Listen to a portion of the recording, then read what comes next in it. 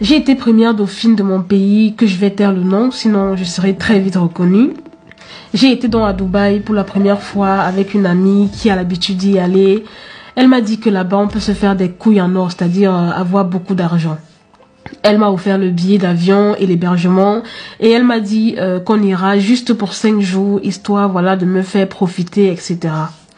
Arrivé donc sur place, c'était waouh, j'étais complètement émerveillée par ce pays et par ce monde en fait.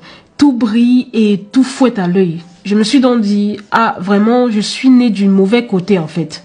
Ça m'a fait rêver. Le 3e jour de mon séjour, je me suis fait aborder par un inconnu. Un homme que quand tu le regardes, tu sais qu'il est plein aux as quoi. Il m'a dit que je lui plaisais et qu'il voulait voilà passer la nuit avec moi et il l'a dit cash en fait. Il m'a également dit que il me payerait ça en échange d'une journée shopping dans des boutiques de mon choix et une forte somme d'argent dont je vais taire le montant. Étonnée donc de sa proposition, voilà, j'en parle à mon amie et elle me dit qu'ici à Dubaï, c'est comme ça. Mais d'après elle, je ne devais rien craindre parce que je devais penser à tous les sacs, tous les accessoires de marque, etc. que je pouvais avoir en une seule journée et sans compter la grosse somme d'argent que j'aurais eu en échange de juste une seule nuit. Ce que je ne comprends pas, peu importe la vie de luxe que tu vas mener là-bas, c'est ta camarade, c'est ta copine. Normalement, elle doit mieux t'informer de ce que tu vas faire en fait à Dubaï. Ah. Une amie qui t'envoie quelque part pour aller t'aider, c'est pas comme ça. Normalement, elle t'informe de la situation des lieux. On écoute la suite. J'ai donc fait l'erreur d'accepter cet échange. Alors le rendez-vous était fixé pour le lendemain. Le jour J, un homme est venu me chercher à 10 heures précises dans mon hôtel et m'a amené voir le monsieur et il m'a fait signer un contrat de confidentialité qui stipulait que pour une nuit, j'avais droit à tout ce dont j'avais besoin, c'est-à-dire tout ce que j'ai cité un peu plus haut. Sans tarder, il a donc remis un sac de billets au type qui était venu me chercher et il lui a dit de m'amener faire les boutiques et il a remis une grosse enveloppe contenant une grosse somme d'argent. J'ai passé vraiment une journée de rêve entre les grosses boutiques, etc. Pour la première fois, je pouvais m'offrir un sac Chanel et des sandales Hermès et même plus encore. En fait, toi-même, tu as le problème. Comment pour aller faire de la prostitution, toi, depuis que tu as commencé ce métier, est-ce que tu as déjà signé un contrat pour faire ce genre de truc? Voilà, donc dis-toi qu'il y a quelque chose de louche. Mais tu t'en vas, tu signes un contrat.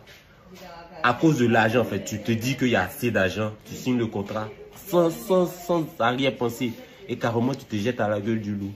Voilà. Donc, continue à nous raconter.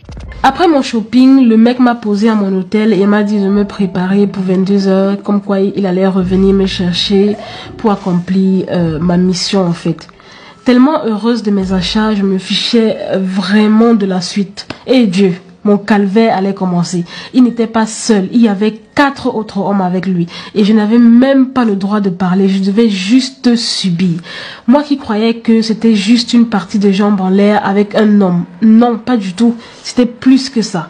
Et j'étais leur objet de niasse, comme leur objet d'expérience en fait. Je devais juste subir. Ils m'ont pris dans tous les orifices. Ils ont mis des objets en moi et ils m'ont étouffé avec leur bangala jusqu'à vomissement.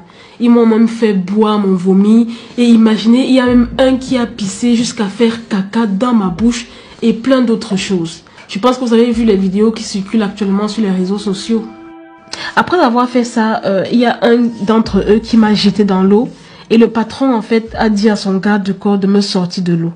Il m'a donné une grande serviette pour me couvrir. J'étais vraiment en pleurs.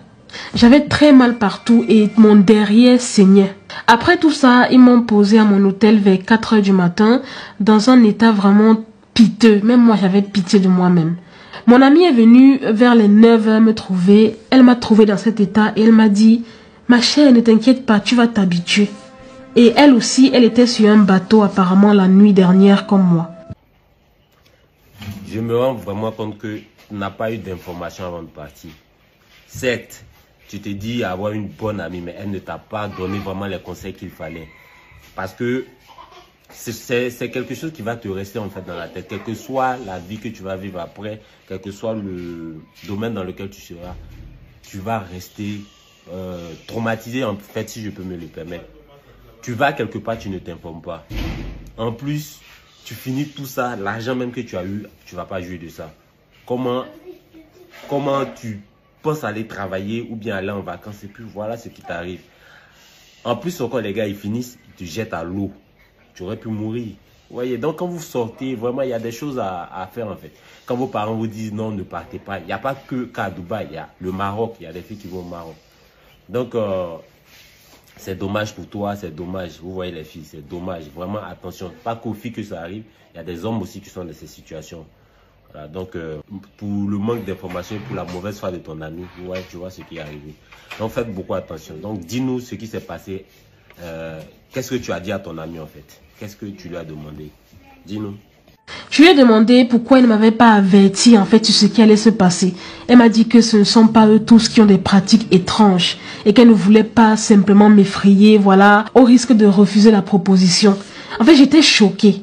Comment est-ce qu'elle a pu me faire ça? Je me suis sentie sale. J'ai perdu mon humanité. J'avais envie de mourir. Tout ce que j'ai acquis comme bien en échange de cette nuit me dégoûtait en fait.